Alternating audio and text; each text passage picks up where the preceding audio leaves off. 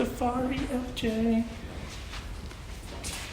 What's happening? It's Chuck for TNT Tuesday. Bob's helping some customers and getting ready for his exploring trip. So I wanted to take a little bit of time, talk more about something we've been talking about, but it's got some cool new features that we put in. We, meaning Kraig, one of our fabricators, and he's going to go over the final touches and what he's done to really customize this Safari LJ. A quick rundown. As you guys know, it's a 2004 Jeep Unlimited Wrangler. We went ahead and ditched the 4.0 that was in it. 4-point slow? Yes, 4-point slow. We went ahead and did a 5.7 first gen LS. Out of a WS6 Firebird Trans Am, whatever they called that generation, I forget. Sports car. Paired with a 4L60 transmission and a 2-speed Atlas behind that. And that was the easy installation, right? Just dropped right in, everything plugged in? Yes and no. The motor goes right in with some help with brackets and welding all that to the frame. It sits in there really nice and it's packaged pretty well until you start adding things like an AC compressor and big radiator and having to change out all the front drive from the WS6 stuff needs to go to truck stuff to be able to mate with things like the PSE steering and other stuff like that. So one of my struggles here was being able to get a decent intake with our fenders. Obviously it was really hard to dive a filter right here. So I started pie cutting 4-inch tubing around so our filter could sit kind of behind to the side of the intake and also clear the mini AC compressor with all the lines and radiator hoses to boot. Another feature I'm trying to retain on this, since the Novak system meshes the GM computer and the Jeep computer, is I'm trying to retain factory cruise control along with the factory dash. So that's something I've been playing with. It turns on, haven't gotten it to totally take over control yet, but that could be because the Jeep computer is not seeing the proper PIDs that it wants to see. So hopefully during tuning we can get that sorted out and he'll have factory cruise control driven off of the factory steering wheel. Nice. So some other things in here, there's computers crammed underneath the battery. There's 2 computers down there. There's the factory TIPM and the Novak Conversions fuse panel relay also shoved in there. And I will also be bringing in a Strikeforce Zebra 8-switch command central. We'll probably be burying that back here with the windshield washer, fluid tank, and all that. With all the remaining room that you don't have. All the remaining room I don't have. It's tight. If you can't see that on the camera, it's snug in here. It's definitely organized. Everything still has its place, but it's getting pretty snug underneath here. The 4.0 is a big engine by engine standards, but there's just not a lot of room under the hood when you start doing high lines and adding all kinds of custom features and retaining stuff such as your air conditioning and cruise control. Start to run out of room pretty quickly. Also, we have the Novak Conversions radiator, pretty good unit, used that a few times. Nice fan on those. We'll see how it cools everything. This one's going to be a little bit heavier, a little bit bigger. Hopefully we don't run into any cooling issues, but we also have a derail transmission cooler and also a derail power steering cooler up here in front of a new condenser. So not only did he have to do a bunch of custom work to under the hood, you also did some custom interior pieces, which we wanted to check out. Yeah, absolutely. We went full ham on this one. Chris requested that we had PRP seats. He actually picked these out. This was not our doing, but to get them in here because of how big the cage was and everything else, Kraig had to do some pretty custom stuff. So Bob made us some really great seat brackets that sit the seats up just a touch higher in the front, and it has a little bit more rake to it. I don't know how you guys like to drive, but I like a little bit more rake in my seat. rather than sitting flat. It makes it more comfortable over a long period of time. Another request Chris also had was he did not want a storage compartment in between the seats. So he requested that we try to do something custom for a center console, cover up all the shifters.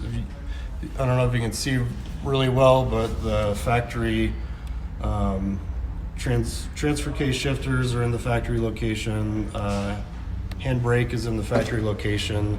And then what I have there is a low car shifter for the transmission. And what I did and I found was Tuffy helped us out a lot. They sent us the front half of the center console that they typically make for everybody.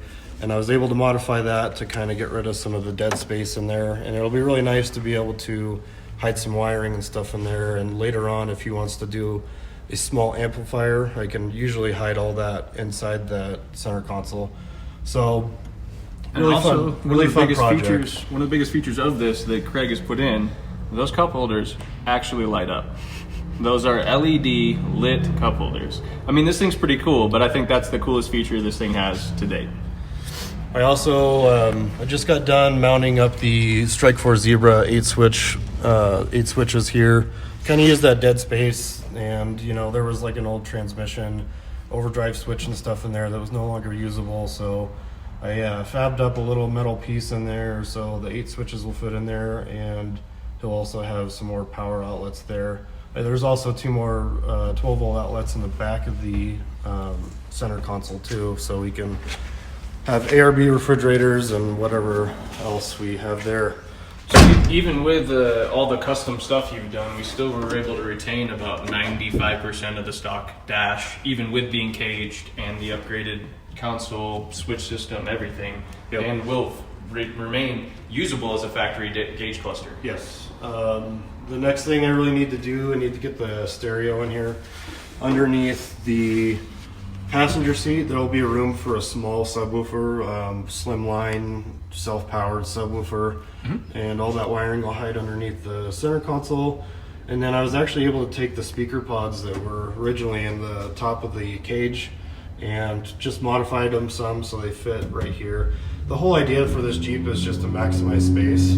Chris has dogs, and Chris likes to go travel places with his dogs, and his comfort and his dog's comfort are pretty equal here. So we're really just trying to maximize it for the dogs. These windows will go in, and they will have a slider on them. We'll take the screens out of them so the dogs can have their heads hanging out the window, drool flying in the air. So. And for those that don't know, this is made by Great Tops. This is a production top. You can order this for your TJ/LJ. I believe it is even called the Safari top. I'm not sure on the model, but this is made by a company called Great Tops, and they make a couple of different products. This was one of the first ones we've used in a while, I know. But they make a couple different things that are pretty unique to the Jeep Wranglers. So Cool half tops and stuff. Yeah, like they make that. half tops, all kinds of stuff, and this is their Safari line. And then obviously we're finishing it off the back with the TNT swing out.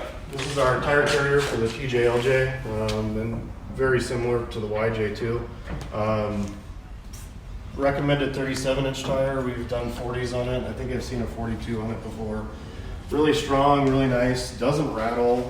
Once it closes, it squishes together pretty well, and we don't really get much rattle out of it. Some of the other things, the Great Tops, when you open up the tailgate, the whole entire upper window also swings out with the door. So you have really good enter and exit capabilities if you need to do anything like that. And since we're setting this up to go safaring and have nice space for ARB fridge or slide out kitchen, whatever he chooses to have. In the end, he will never have a back seat in this. I can pretty much guarantee that. Bob's went over and over again that TJs and LJs are hot rods and should only be 2-seaters. Yep, So I agree. We're following along with that trend. So future plans here was the I don't really know what to call it yet. It's kind of like an adventure rack. We decided to do this because Chris might want to do some overlanding style adventure wheeling, and supporting a rooftop tent and whatever else he wants to throw up there, cargo basket. We really don't want to stress out the top too much because it is an expensive piece, and we really, we want to be able to retain a rugged vehicle, even though a lot of this will see a lot of highway miles too. I have an idea about having a flip down license plate, kind of like a YJ, but it'll also be a step, and then we're going to build some steps in here over the ladder. Cool. And that'll be pretty cool. So I guess since we're talking about that, we can kind of spin around real quick. Just wanted to show you real quick, there is a ARB twin underneath the driver's seat still.